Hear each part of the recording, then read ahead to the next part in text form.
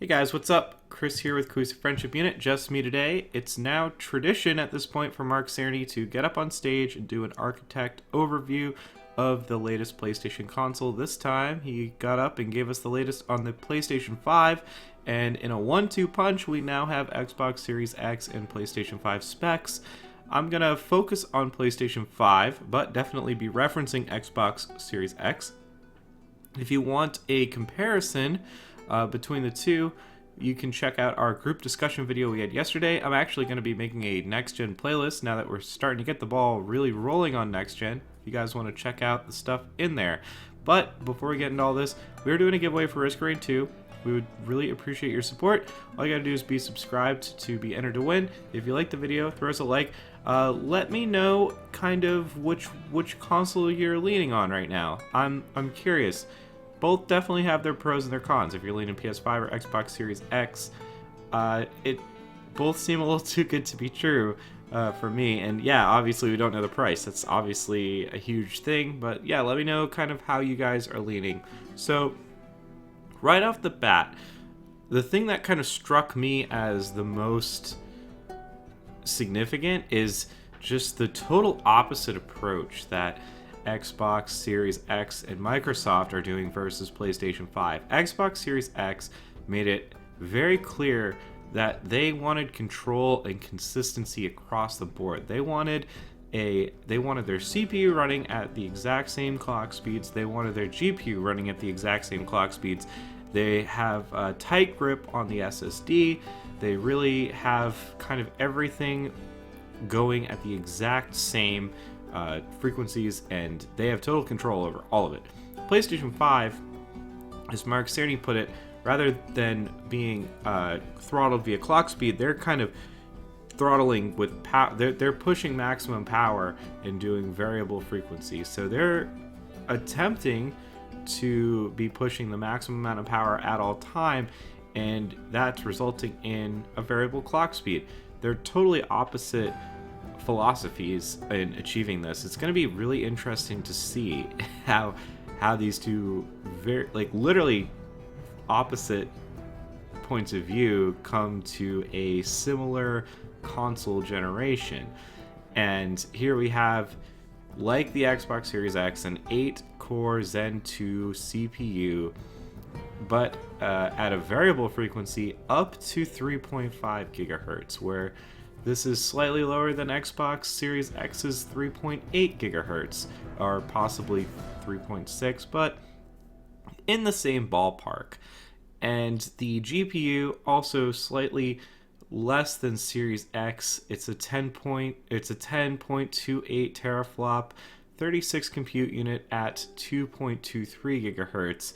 Xbox Series X is rocking a 12 teraflop 52 CUs, always at a rock solid 1.825 gigahertz clock speed. So what's interesting about this is Mark Cerny tried to make a compelling argument about how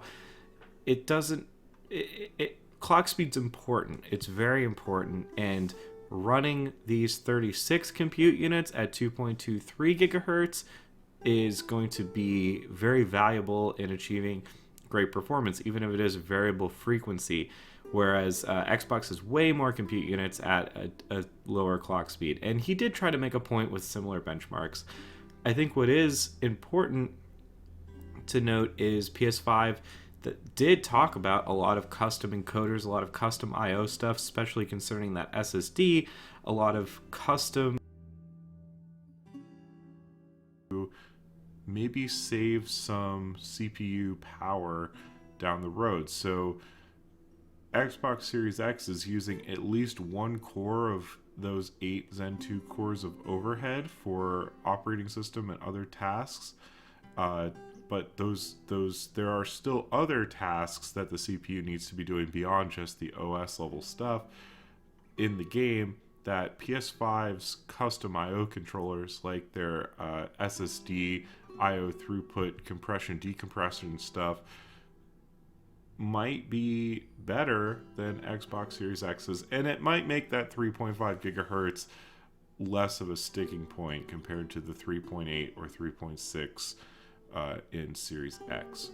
Either way, I think what is kind of important to look at is we finally have the full picture. Both consoles are going to be hardware accelerated, ray tracing capable, with Zen 2 8-core CPUs at a minimum 3.5 gigahertz in the boost clock. It could go lower, but that's what they're advertising, and a minimum 36 compute unit, 10.28 teraflop GPU. That is what next gen's lowest looking values are, and those are really, really strong values. That, and it looks like we're totally shifted onto SSD storage, NVMe storage, and this is a huge step up, because I know personally I'm using a quad core older i5. I'm still using a mechanical hard drive at 7200 RPMs for a lot of games, and I have a 1080, and it's a good computer, right? This is a good gaming computer. I have a 1080, I have a nice i5, and I have 16 gigs of RAM. It's looking like these next gen consoles are basically going to set a new minimum standard for almost any PC owner, and certainly any console owner. But those 8 Zen 2 cores are extremely powerful. Basically, we're moving on to 8-core gaming, or we will be as developers start to leverage those cores.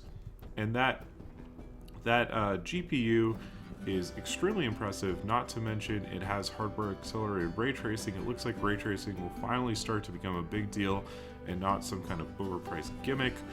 Along with that, it looks like the SSD is starting to significantly matter in terms of gameplay and loading things like textures, etc.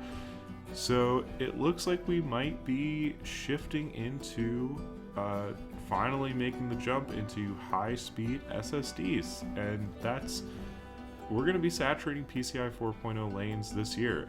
Like Mark Cerny said, this is an extremely capable next generation. I'm much more excited for this next generation than I was PS4, PS5 versus an Xbox One versus Xbox Series X. I'm way more excited about PS5 and Xbox Series X. But I do just want to talk quickly about my primary concern being price. I have no idea how these are going to be priced. Like I was expecting PlayStation 5 to be much more modest compared to Xbox Series X, because I've always been a believer that the Xbox Series X is essentially the Xbox One X, except they have an Xbox One or an Xbox Series S that they haven't shown yet, and this is their pride and joy that they're showing us to kind of just blow Sony out of the water before they show the actual console. I'd imagine this Xbox Series X is going to cost over $1,000. Personally, I think it's going to be closer to like $1,200 or more, and that there will be a more consumer-friendly model that was going to drop some of the things like the NVMe storage and way throttle back the GPU to something of more a 1080p target, while keeping that same 8-core CPU Zen 2. But Sony came out, and it is certainly more modest, but it's still quite powerful, and they're still all in on that SSD. Even though that SSD is 825 gigabytes, they are still all in on that super fast, super expensive SSD. They are all in on a beefy GPU and CPU still. It looks like we're we're hitting high marks here. I'm curious how this is all going to play out from a price standpoint of view. But let me know what you guys think. Let me know which one you're interested in. Let me know what you think the price of the PS5 and the Xbox Series X are. Do you think there are two consoles, one from Sony and one from Microsoft, that are much more conservative? Or do you think this is truly the next gen? And if it is, I have to start shopping for a new computer. That's all for me, guys. I will catch you next time.